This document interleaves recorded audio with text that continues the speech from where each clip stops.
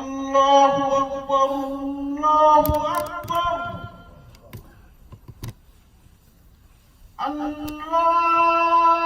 الله أكبر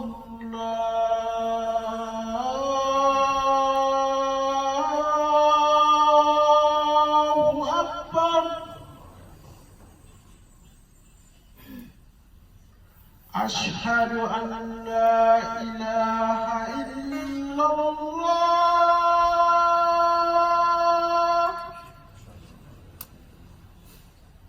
أشهد أن لا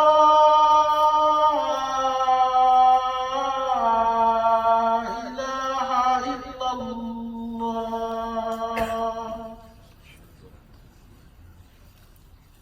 أشهد أن محمدا رسول الله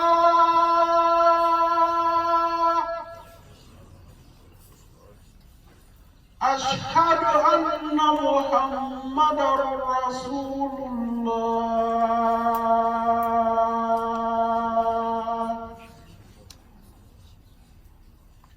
حي على الصلاة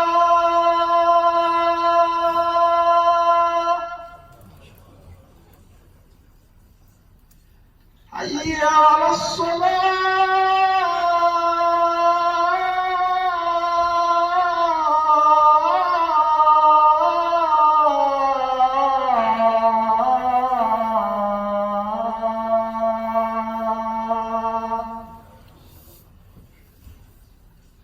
حي على الفلاح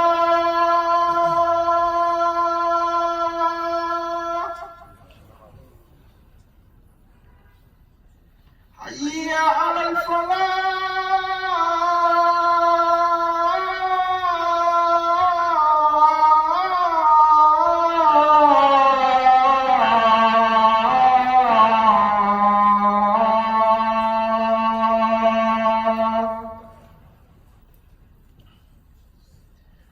الله أكبر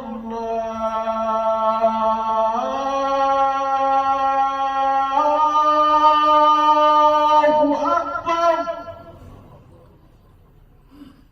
لا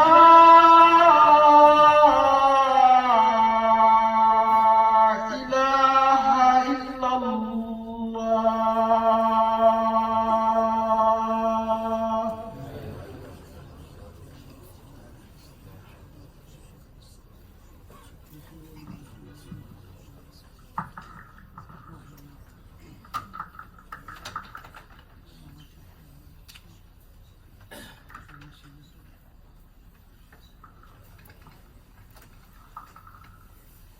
إن الحمد لله نحمده ونستغفره ونعوذ بالله من شرور أنفسنا ومن سيئات أعمالنا من يهده الله فلا مضل له ومن يضلل فلا هادي له وأشهد أن لا إله إلا الله وحده لا شريك له وأشهد أن محمدا عبده ورسوله يا أيها الذين آمنوا اتقوا الله حق تقاته ولا تموتن إلا وأنتم مسلمون يا أيها الناس اتقوا ربكم الذي خلقكم من نفس واحدة وخلق منها زوجها وبث منهما رجالا كثيرا ونساء واتقوا الله الذي تساءلون به والأرحام إن الله كان عليكم رقيبا يا أيها الناس اتقوا الله وقولوا قولا سديدا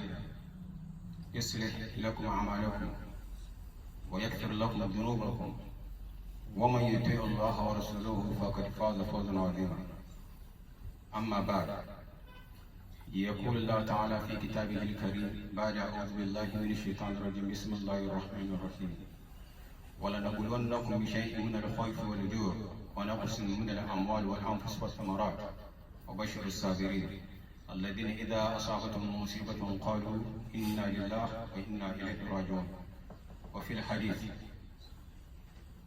أخرج الإمام مسلم في صحيح قال حدثنا الشيبان بن فروخ عن سليمان بن المغيرة حدثنا الثابت عن عبد الرحمن بن أبي ليلى عن صحابي قال قال رسول الله صلى الله عليه وسلم عجب لأمر المؤمن إن أمره كله خير وليس ذلك لأحد إلا للمؤمن إن أصابته سراء شكر فكان خير الله وإن أصابته ضراء صبر فكان خير الله نسأل الله يجعلنا من الذين يستمعون القول فيتبعون أحسنه. My respected elders, brothers and sisters, we thank Allah subhanahu wa ta'ala for this day, and we thank Allah subhanahu wa ta'ala for everything. The ayah that I quoted, that we all know, how Allah subhanahu wa ta'ala has already prepared our minds to be mentally prepared for the challenges of life, that He is going to test us in so many different ways and flavors. In a matter of fear, something that will have that intense fear. The only way you will have fear is when you anticipate something you're not prepared for. And poverty resulting in hunger. Allah subhanahu wa ta'ala is telling us to prepare for that. In other words, there are so many different types of misfortunes. And that even involves life. The Prophet ﷺ was reported to have said, from the isnad that I quoted, that there is something unique about the believer. And nobody has that characteristics except the believer.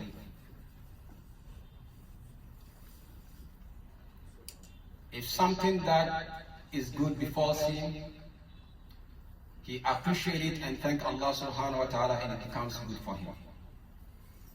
If calamity strikes, he bears it with patience, and that also becomes good for him. So whichever way it goes is a win-win situation for the Muslim.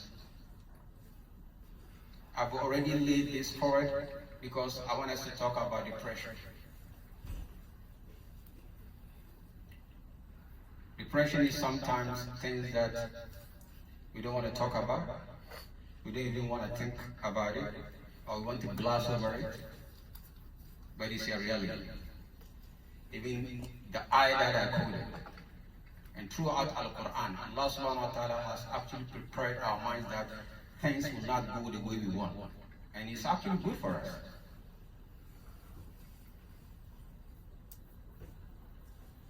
So let us come to the same page. What is depression? We all go through, turmoils, ups and downs, we get broken, sometimes we cry, and it's okay. But after days, maybe weeks, months, we pull ourselves together and move on. That's life. Because Allah subhanahu wa ta'ala says, that is part of the ibtila, that is part of the test. The one surah that the Prophet ﷺ was supported to have actually encouraged us to read each and every day before we lay down to sleep. Surah Al-Mulk, Quran chapter 67. بعد أعوذ بالله من الشيطان الرجيم بسم الله الرحمن الرحيم تبارك الذي بيده الملك وهو على كل شيء قدير الذي خلق الموت والحياة ليبلوكم أيكم أحسن عملا وهو العزيز الغفور. And so it's part of what Allah subhanahu wa ta'ala is going to test us. Sometimes maybe from your job, sometimes your child, sometimes your parents, sometimes directly related to you, sometimes an accident, the person foot gets amputated. In fact, only 3-4 days ago, one of our sisters, not like really sister, but we grew up together, so she's just like a sister, a classmate. They just amputated her leg. So these are things that we go through. And in our case, our special case, our children, I think they are our biggest headache. And we go through a lot. You have all this stress. Sometimes you break down, sometimes you don't even have interest in anything. Sometimes you want to be left alone. Sometimes you break down, sometimes you cry. As I said, it's natural. You pour out your emotion, so you get stressed out. The Prophet ﷺ, when he lost his beloved son, he cried. The Sahaba were surprised. The Prophet ﷺ, even he said, yeah, because he's a human being. He's a human being. So emotion ran wild, and the Prophet ﷺ cried. In Surah Kaf, Allah subhanahu wa ta'ala informed the Prophet ﷺ to tell us, I'm just a human being just like you. So the Prophet ﷺ, and it's something that we learn, so that when something happens and you cry, you don't feel that guilt. Depression is when you get in that state. Clinical depression is you get in that state, you broke down, you're crying, you don't want to have anything to do the world, and you don't even want to be yourself, and sometimes you have this guilt, and sometimes you blame yourself, I should have done this, day in, day out, every day. Now that's clinical depression. And when this happens, it kicks in a path, and that is not good for you. The hypothalamus, pituitary, adrenal axis. In a nutshell, 2 in your brain, 1 on top of your kidneys. Allah subhanahu wa ta'ala designed them to take care. Anytime you break down, emotions, what you should do activity, to move forward. But if you are in depression, cortisol gets excreted in your system. And with that, day in, day out, what happens? It literally starts to even shrink your brain. It puts your system into what? Overdrive. And that can lead to what? High blood pressure. Your heart will be beating faster than normal. And that can result in heart disease.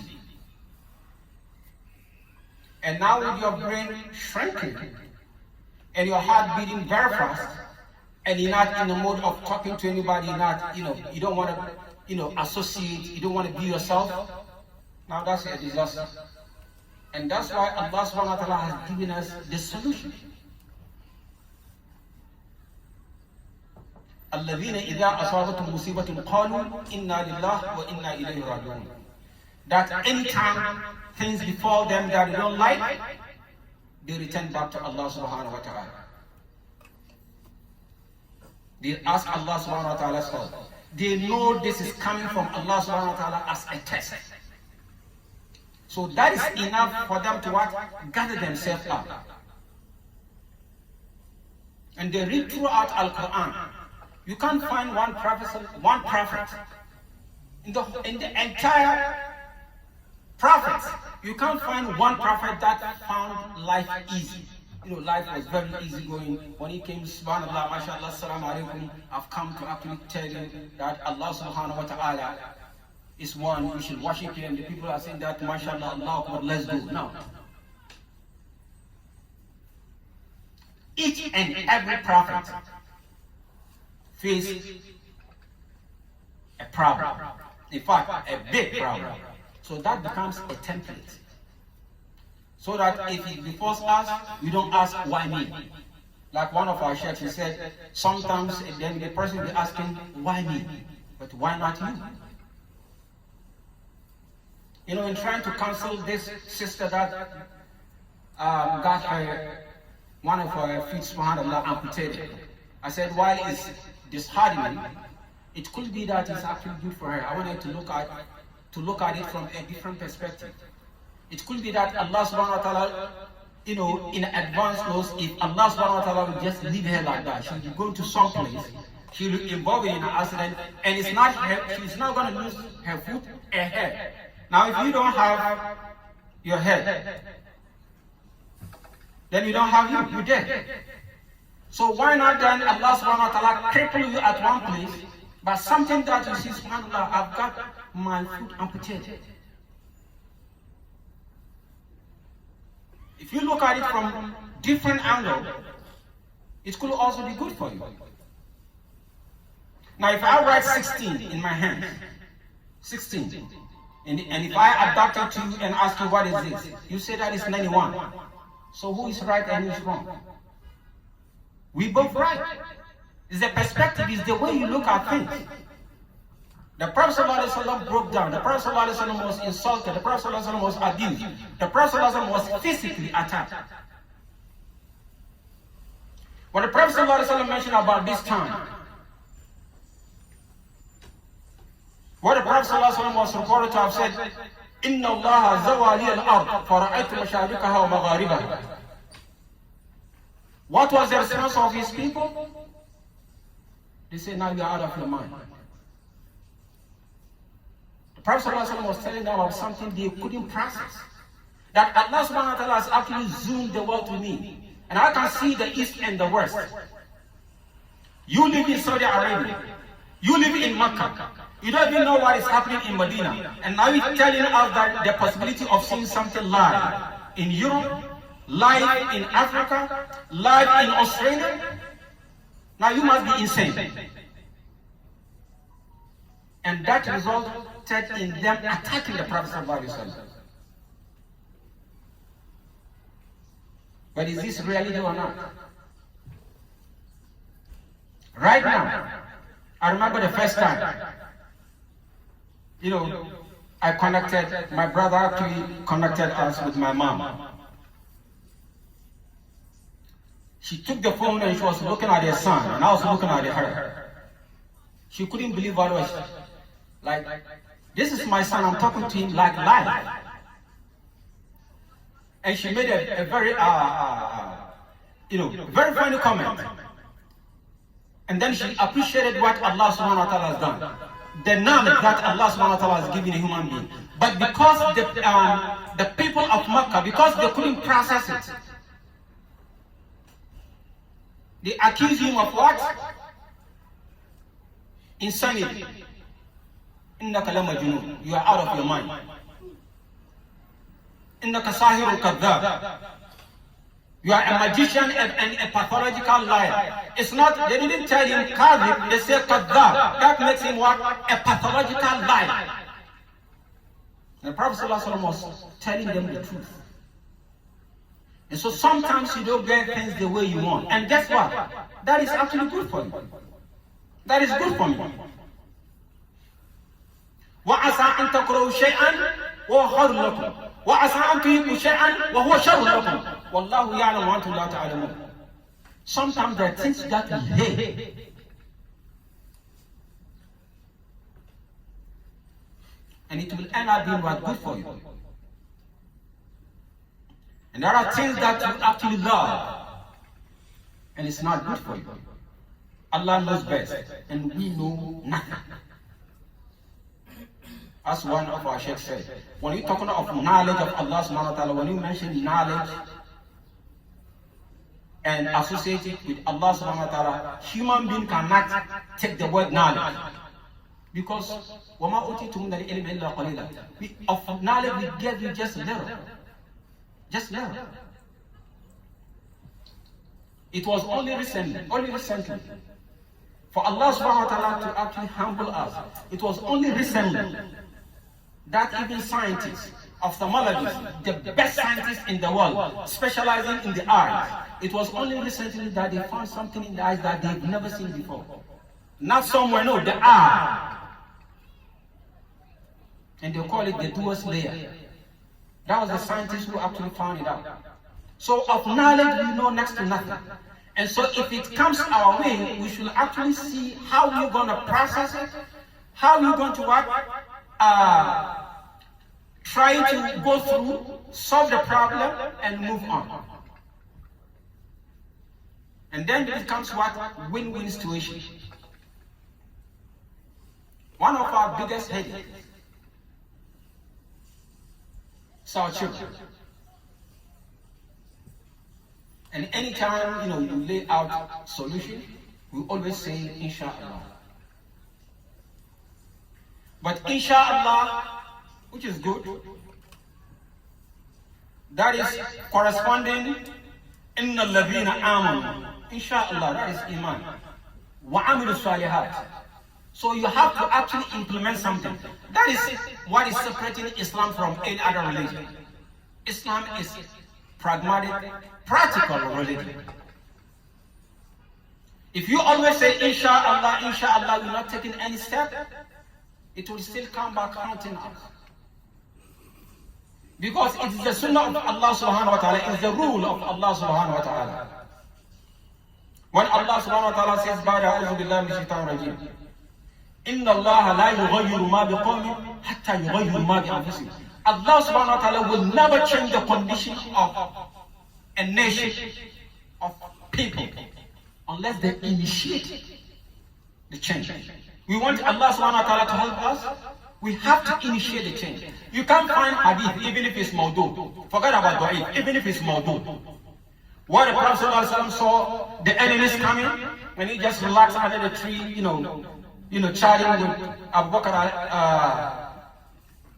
radiallahu anhu, or on his WhatsApp and say inshallah. No. He will take all the necessary steps, make the move, and then raise his hand. That is the human part. You have to play your part. Maryam alayhi salam, at the time when she was weak, when Allah subhanahu wa ta'ala has given us dates to eat from. Imagine a woman who is in labor, a woman, one, and she was in labor, 2, 3, she was struggling to give birth to a son that has no father. Look at all this emotional turmoil. And yet Allah subhanahu wa ta'ala told her in Quran chapter 19, بعد أعوذ بالله من الشيطان الرجيم وهزي إليك بجزء النخلة تساقط عليك رطبا جنيا. Shake the palm tree. You know palm tree? As a mature man, can you shake a palm tree? But this is a woman, pregnant, in state of labor, and emotionally destabilized. And yet Allah subhanahu wa ta'ala is still telling her to do a human part. When Musa alayhi salam, Allah subhanahu wa ta'ala told him to actually part the sea. Can you see part a tree? Allah subhanahu wa ta'ala could have easily divide the sea, say come on. And yet he told Musa alayhi salam to do the human part, to initiate the change. And Allah subhanahu wa ta'ala did the rest. With all due respect, the problem with us is, mashallah, while we read this, why is a template? Why we should go Allah's back to Allah subhanahu wa ta'ala, and we all know it's coming from Allah subhanahu wa ta'ala. What is our human part? When it comes to us, mashallah, we were built up.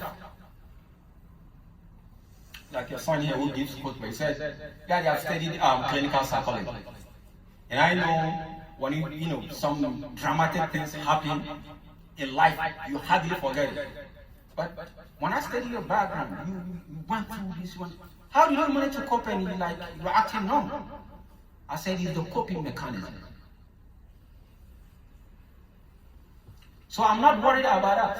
We will handle anything. And for days, mashallah, we break down, we cry, we move on. Because we were raised tough.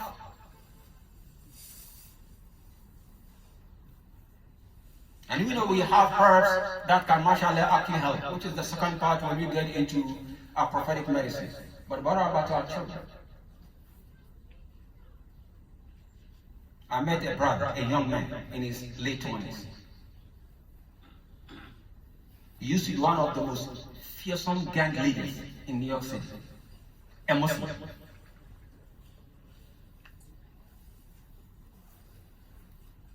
He told me, and some people confirmed, a lot of our children are with us simply because he told them to. And even though now, mashallah, he comes to Masjid and everything, if you look at his, he's still that him. And they know that he can flip anytime.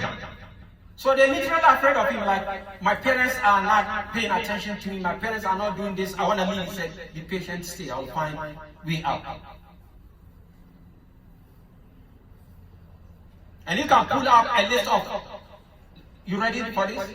Over 500 of our own children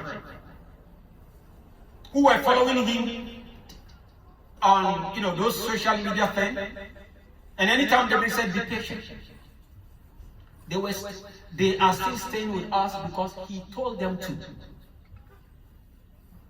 But why will it get to that point? Our children are depressed.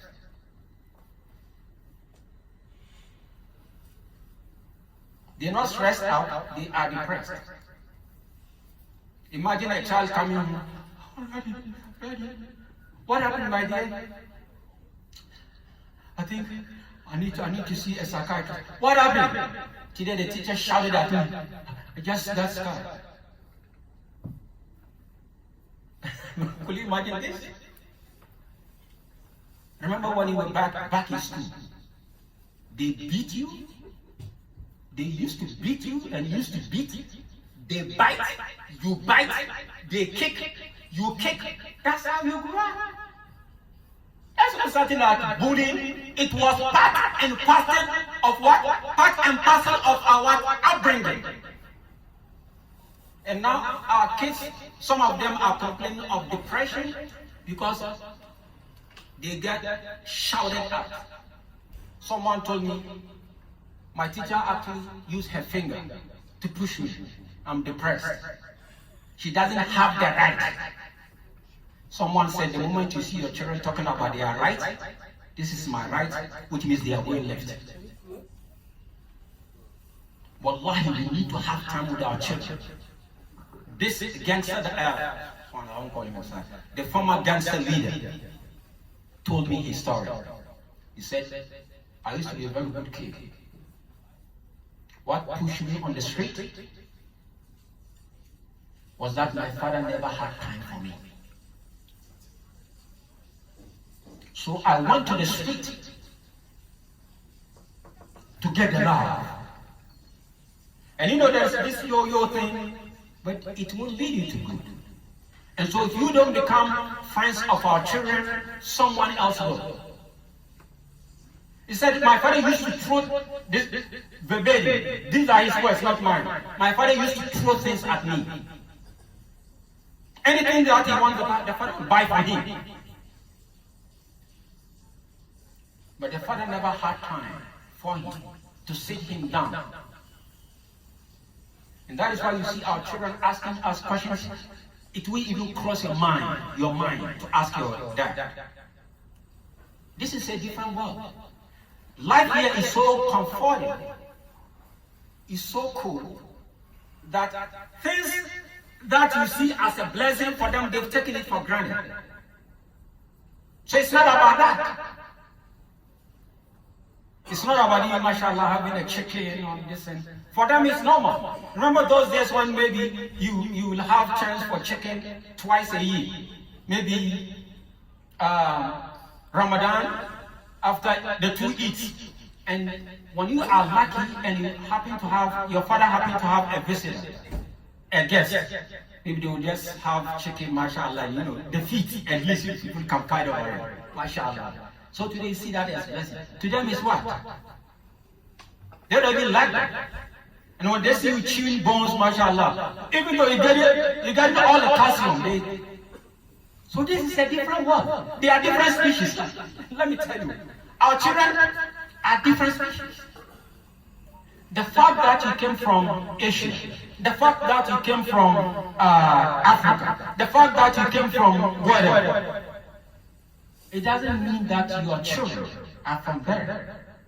They're just innocent American kids. So the environment will have impact on them. Wallahi, you see, my dear, how was your school?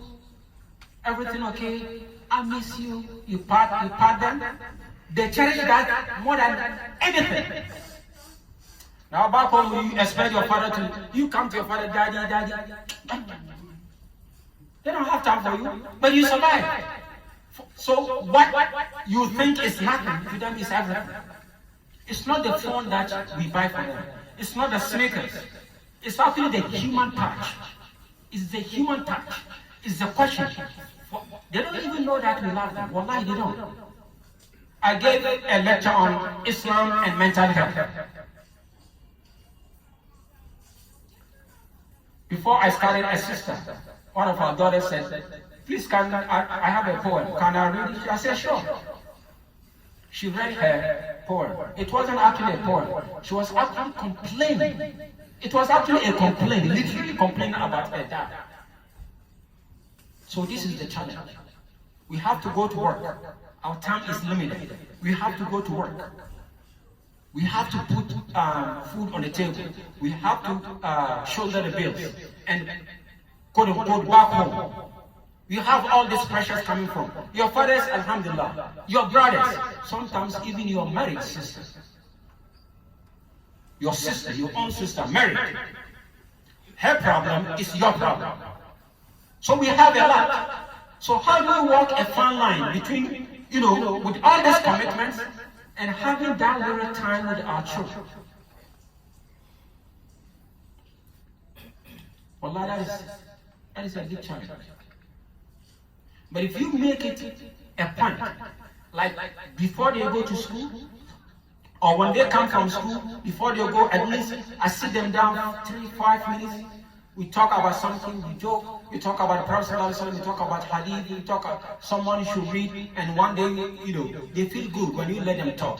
Those kids, they feel they are so sophisticated. And some of them, they actually, you ready for this? They actually measure your intelligence by your accent. I want you to know that. They look at your accent and you're not good at computers. So they think, my father is not sophisticated. My father that knows next to nothing. So they think they know, actually. How do you sit them down and break things down? Like this hadith that I quoted. That Islam is so sophisticated, so beautiful that the Prophet ﷺ used to talk about visit time. And not only that, from the same hadith we can infer. The Prophet ﷺ, when he talked about technology, in Surah Al-Isra, when the Prophet ﷺ talked, Allah subhanahu wa ta'ala informed me to tell us about a different type of transportation. When the people of Makkah used to think the fastest way of transportation is that of a horse. The Prophet ﷺ spoke about this time. And the Prophet ﷺ, when talking about technology, said that is when what? For what the Prophet ﷺ see Islam spread. So from this hadith we can infer, at the time of technology, Islam will be the fastest growing religion. Is this reality or not? This is what is happening. These are things we should actually let our children know. We should sit them down. We talk to them. We get to know them. Ask them questions. Tell them, I promise you, I'm not going to hold you responsible. Feel free. What is your problem? What are you holding on? Trust me. These children, they hold a lot. They have a lot. Things that you've taken for granted, they've held a lot. And that is actually depressing them. Things are so easy for them that they get depressed the other way around. And so we have to know our children. We have to sit them down. Give them that assurance. Take out the fear. My dear, if you have anything, trust me. I promise you. Let's talk about it. Feel free. You know how much I love you. Those things. And when they're going, I'm going to miss you, pat their back. They cherish that more than anything. Wallah, they cherish that more than that phone that you're buying for them. And as a person that, in Masjid, that children come to me to talk to, things, sometimes myself I get surprised. In my head, like, how could this be a problem? But to them, it is. Like, a sheikh was telling me only 2 days ago that a girl, a 17-year-old girl, was angry because her mother was telling her, be a good girl. Said, why would my mother tell me something I know I should be good? I already know that. Why should my mom tell me to be good? And that's a problem. Imagine. Life is so comforting here that they find another way to get worried. We can only know their problem when we sit them down, talk to them. Yes, your father never talked to you, never played with you, never patched about. My father never did. But this is a different ball game. Unless we actually adapt. I'm not saying to over-pamper them, but we got to know them by assuring them that we're there for them, let them pour things out. When we do that, wallahi, you'll be surprised what they'll be telling you. Things that you've taken for granted, for them is a big headache. and then you find ways of what? How to solve it. Using Al-Quran and the Sunnah. May Allah subhanahu wa ta'ala ease our affairs. May Allah subhanahu wa ta'ala forgive us. Our children, may they be far better than us. رَبَّنَا ظَلَمْنَا أَنفُسَنَا وَإِن لَّمْ تَغْفِرْ لَنَا وَتَرْحَمْنَا لَنَكُونَنَّ مِنَ الْخَاسِرِينَ.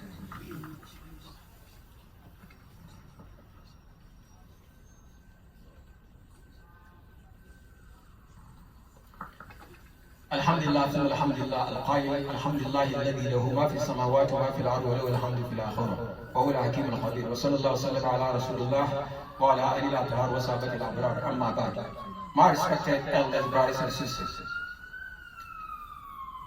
let me wrap it up by mentioning a few things from the closet of prophetic medicine.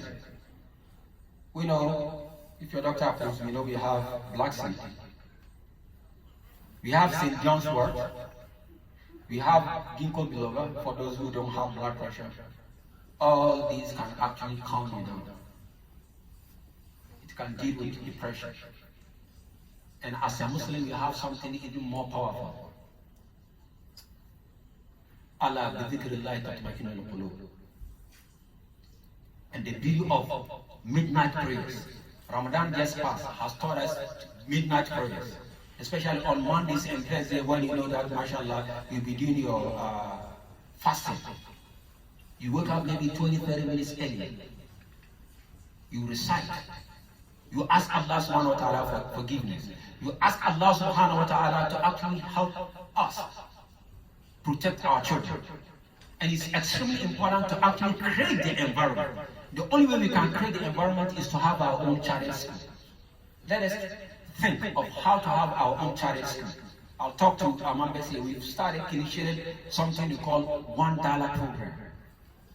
Where if each and every one of us will drop $1 in a box, we actually anticipate it in the next 3-4 years, and using our share numbers, we can own our own charity schools.